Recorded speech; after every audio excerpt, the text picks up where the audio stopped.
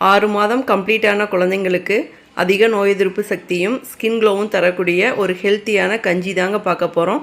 அதுக்கு மீடியம் சைஸில் பாதி பீட்ரூட் மட்டும் எடுத்து தோல் சீவிட்டு சின்ன சின்னதாக கட் பண்ணிக்கோங்க.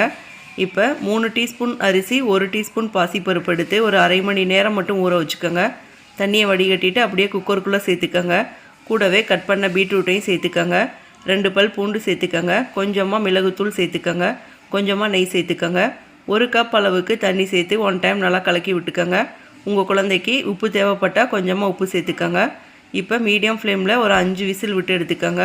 5 விசிலுக்கு அப்புறம் பார்த்தீங்கன்னா நல்லா சாஃப்டாக வெந்திருக்குங்க. கம்ப்ளீட்டாக ஆற வச்சு மிக்சர் ஜாருக்குள்ளே போட்டுக்கோங்க. போட்டு நல்லா ஃபைனாக அரைச்சி எடுத்துக்கோங்க.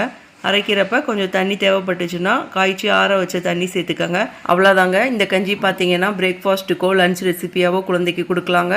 இதே மாதிரி நிறைய ஹெல்த்தியான பேபி ஃபுட் ரெசிபீஸ்க்கு நம்ம சேனலை மறக்காமல் சப்ஸ்கிரைப் பண்ணிக்கோங்க. தேங்க்யூ.